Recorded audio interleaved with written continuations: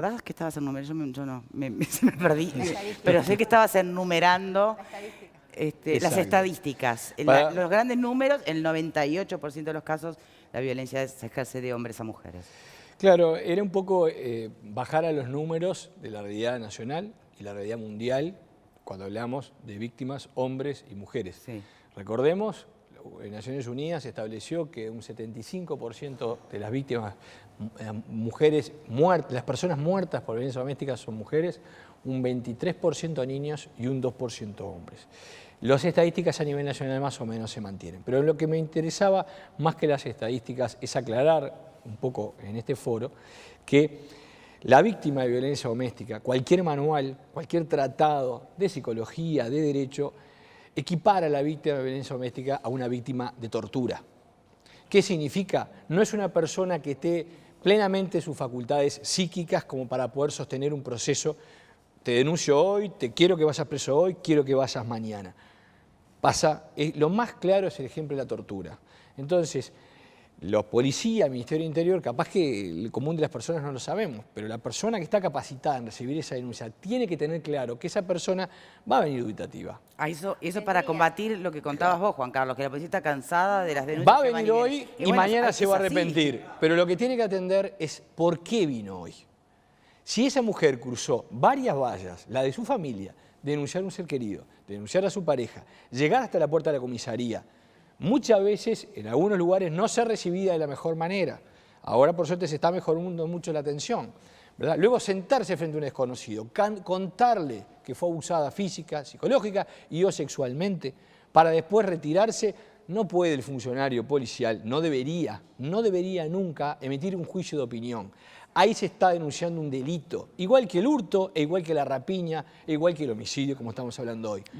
En realidad con mayor prevalencia. Exacto, entonces no puede en ningún momento decir, este sí, este es importante, este no tanto. Le debe dar importancia y tiene que empezar a comunicar al Poder Judicial y comenzar a investigar. Eso lograría, ya lo dije en este programa y lo vuelvo a insistir, que una buena atención temprana salva vidas. Bien. Desde aquí querían hacerte una pregunta. Hacerle una consulta al psicólogo forense.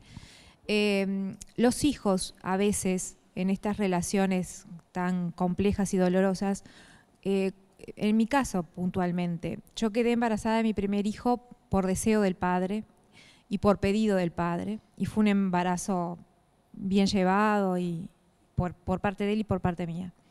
Cuando quedo embarazada de mi segunda hija, del segundo embarazo, no fue de la misma manera. A Graciela le pasó lo mismo, es más, ella perdió un embarazo en su vientre de 7 meses de gestación, producto de la violencia que tenía el padre de esa criatura hacia la madre.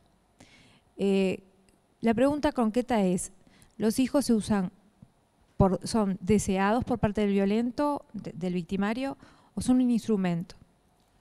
Depende cómo lo tome cada agresor, cada victimario, pero habitualmente uno puede encontrar que estos hijos, así como hay padres que desean tener este vínculo ligado, digamos, a través de la figura de un hijo, en el caso de los agresores muchas veces se observa la dinámica contraria, es decir, el hijo viene a instaurarse acá como un instrumento que separa, que rompe las relaciones que ya existe en la pareja, y desde ese lugar puede desear o promover o provocar a la mujer, en este caso, ¿no? que empieza a gestar el hijo, a que se deshaga literalmente de esta persona que viene en camino, justamente de alguna forma también en esta dinámica para que no represente muchas veces hasta una competencia, ¿no? dentro de este marco de relacionamiento. Y de alguna forma también otra punta, ¿no? Digo, no necesariamente con el tema de los hijos, pero sí ligando o complementando, perdón, lo que decía el doctor con respecto a los tipos de violencia, ¿no? Uno habla de violencia física, uno habla de violencia psicológica, uno habla de violencia sexual, pero no olvidemos también acá que hay violencia patrimonial, que no se ha mencionado, y que ese es también un factor que liga muchas veces a la persona a no poder irse, o esta trama que ustedes decían, ¿no? Viene la persona, se presenta en el juzgado, en la comisaría, denuncia, pero después...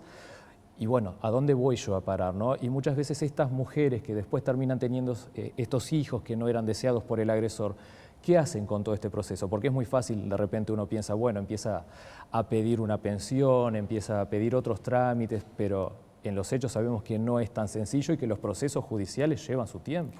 Y recuerden lo que decía la propia Graciela en la entrevista. En el momento que él muere, sea como ella relata, por accidente o de otra manera, ella tiene hasta ese momento de desasosiego, de decir, ¿y ahora qué voy a hacer con los niños? Y bueno, se puso la vida al hombro, pero tuvo aún en ese alivio de que no estaba la tortura más presente, pero había otra amenaza, el futuro, ¿no? Partiendo desde ese lugar de que aún en el Calvario él sería el que proveía o de alguna manera una seguridad. Y que no olvidemos que ese factor económico, ligado al miedo que de por sí ya tiene instaurada la víctima, justamente la paralizan y muchas veces echa para atrás una situación que podría tener otro cauce, otro desenlace. En el caso de Graciela lo tuvo, pero ¿cuántas mujeres se encuentran atrapadas en una situación? Exacto. Ro. Sí, también el doctor tiene que ver mucho con que si bien la mujer lo denuncia, el hombre puede ir preso, ¿qué pasa? O si hay lugares también para la señora donde contengan a la mujer en la parte psicológica, que creo que es el factor principal, donde la mujer puede pasar muchos años y no relacionarse, inclusive en lo laboral, en la familia, con amigos, inclusive retomar una pareja nueva, ¿no? El tema psicológico creo que es fundamental en este caso. Exacto, es un tema en el cual la persona se tiene que rehacer, que rearmar su vida, y uno muchas veces piensa, bueno, en estas situaciones de repente la forma de rehacerse es con una nueva persona a su lado y demás. En realidad, digo, primero el trámite va por uno, o sea, el procedimiento de rearmarse, de rehacerse frente a esa situación de violencia tiene que ir instaurado por la propia persona y su deseo de recuperarse. Ahora, hay situaciones también donde las instituciones deben intervenir y deben tener mayor compromiso, pero lamentablemente las víctimas muchas veces no saben a dónde acudir. Martín. Sí, justamente con el hecho de rehacer la vida. Muchas veces, quizás es un dato erróneo que yo tengo, pero siento que hay mujeres que salen de una situación de violencia doméstica y cuando rehacen su vida vuelven a tener como pareja a alguien que vuelve a ser violento. ¿Cómo se puede trabajar eso con la mujer para que no repita la historia? Justamente, eso depende de todo un procedimiento y un proceso que lleva mucho tiempo. Vincularmente tendemos a repetir este tipo de situaciones, ¿no? Y suena muy hasta psicoanalítico, ¿no? Pero el hecho de nos vinculamos muchas veces con personas por vínculos que arrastramos desde primeras infancias y demás, etcétera. Digo, más allá de eso, ¿no? El tema puntual de cómo trabajamos esto en el momento implica un procedimiento terapéutico sostenido donde a la mujer se la potencia en su quehacer, en su rol, pero en su rol no solo como mujer, como madre, como persona, que de alguna forma a ella le permita empoderarse y adoptar, tomar esas herramientas que de alguna forma le permita visualizar que cuando ya hay algún síntoma, algún signo, algún indicador de que la pareja nueva puede nuevamente exponer las situaciones de violencia doméstica, ella tenga la capacidad de salir de esa situación y poder poner un freno. Que no es sencillo, pero por lo menos ya teniendo esta instrumentación de conocimientos, de elementos y demás, puede llegar de alguna forma a poner un freno. Claudia. Justamente de esas cosas me gustaría hablar a mí, de las cosas que nos alertan ante una situación, pero para esto me parece que las mujeres tenemos que hacer una procesión que viene desde adentro, tenemos que estar convencidas de que no somos menos que el hombre para empezar este cambio, que es un poco más profundo y más largo el camino, pero creo que viene un poco de ese lado, de formar, de crear, de criar nuevos hombrecitos y mujercitas, nuevos machos, porque apaleando la situación como lo estamos haciendo, mandando al hombre preso, ayudando a la mujer que ya la padeció, ayudando a los niños, lo que hacemos es claro. Cuidados paliativos parecieran. Es paliativo, pero el problema debe ser solucionado desde adentro, la procesión interna de las mujeres sobre todo. Y que como decía hoy Andrea, ¿no? El tema también de lo cultural está muy presente, pero también están las características de personalidad de la persona que tiene que empezar a manejar estos elementos. Culturalmente se puede trabajar, debería haber campañas, como decía Noé, ¿no? Que de alguna forma